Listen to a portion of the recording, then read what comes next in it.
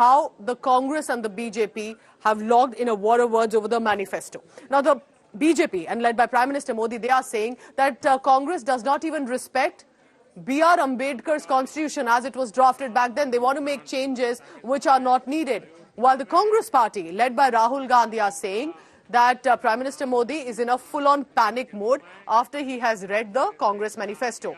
Now, Prime Minister Modi has criticized the Congress's proposal of possibly 15% religion-based quota, and he's labelled it as a backstabbing of the constitution, and is claiming that Congress will snatch the quotas meant for other backward classes and scheduled castes.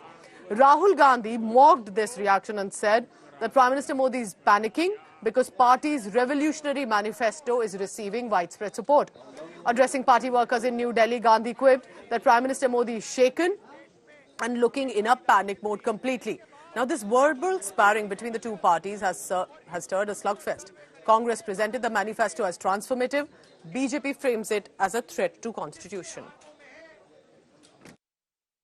और जब उनका manifesto आया, उसी दिन मैंने कह दिया था, आज नहीं कह रहा हूं, उसी दिन कहा था कि कांग्रेस का मैनिफेस्टो पर मुस्लिम लीग की छाप है। बाबा साहब आंबेडकर के नेतृत्व में ये तय किया गया था कि भारत में धर्म के आधार पर आरक्षण नहीं होगा।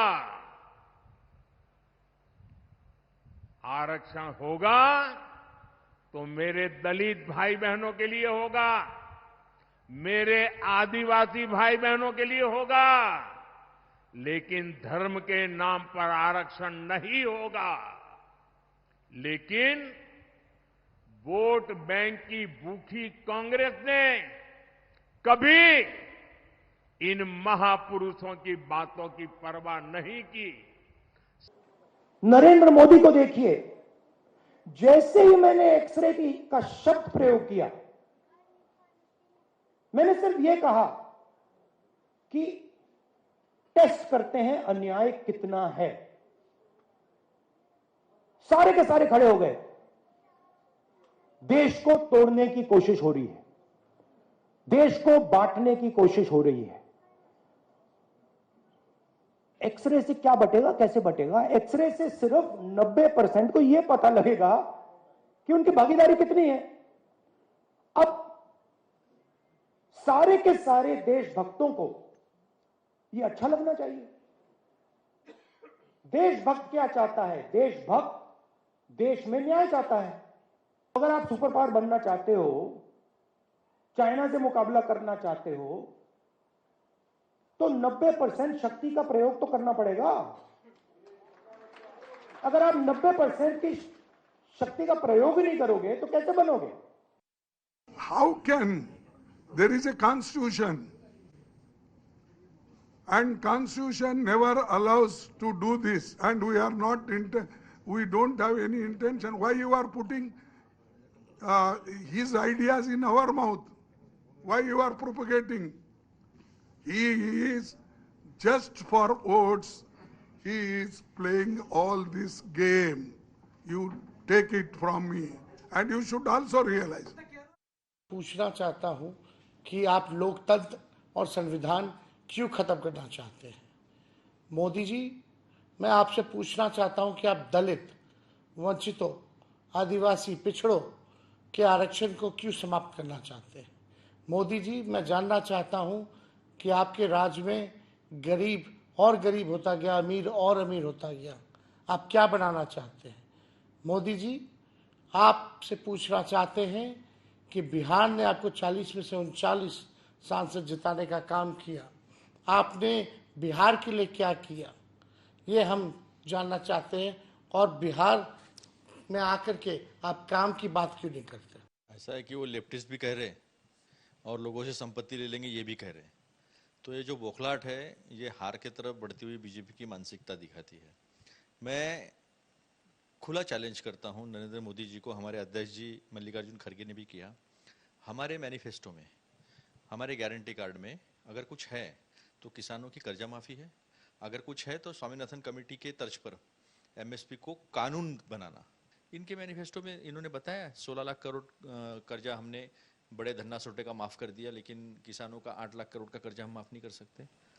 तो दोनों का फर्क जो है वो सीधा सामने है।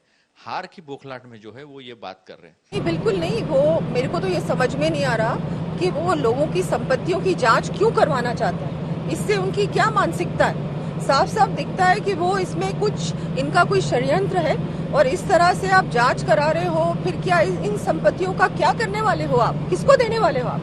ये बहुत ही गलत है और ये जो इनकी मंशा है वो बिल्कुल साफ नहीं है, नीयत बिल्कुल साफ नहीं है। ऐसा है, जो हमारे संविधान सम्मत है उसी पर हर पार्टी ने चलना चाहिए। संविधान के विरुद्ध जो भी चलेगा वह एक किस्म से संविधान का घोर दुश्मनी है और इसलिए जो पार्टियां संविधान के विपरीत जाकर कुछ करने की बात सोचते हैं, इसका मतलब है कि वो संविधान में विश्वास नहीं करते।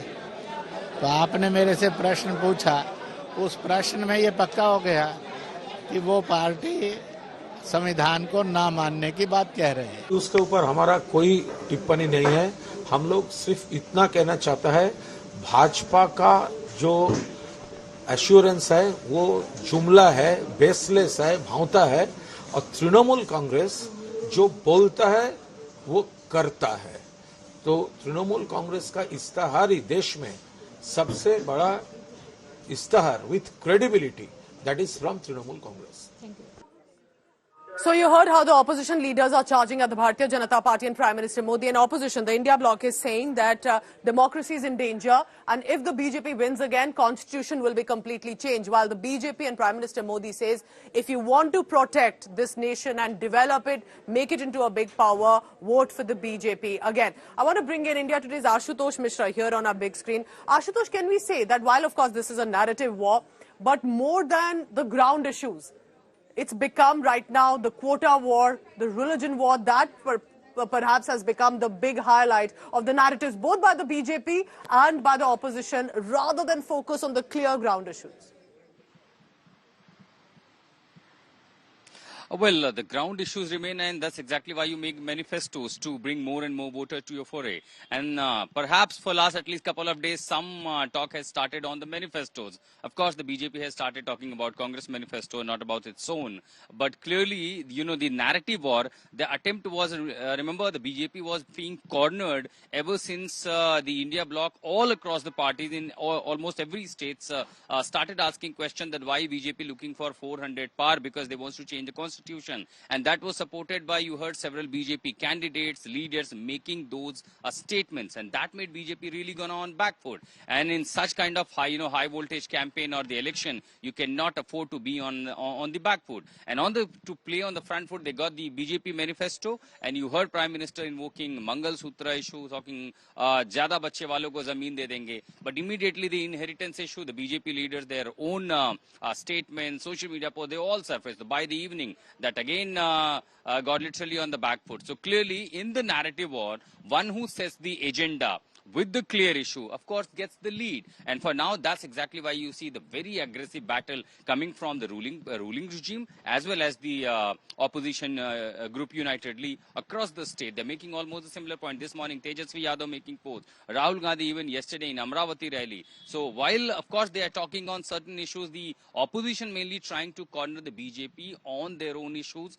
on the local issues, and not exactly. The attempt, of course, is that when BJP start making such narrative, the opposition trying fully not to be trapped and not to play on their pitch, rather bring the ruling regime on their own agendas.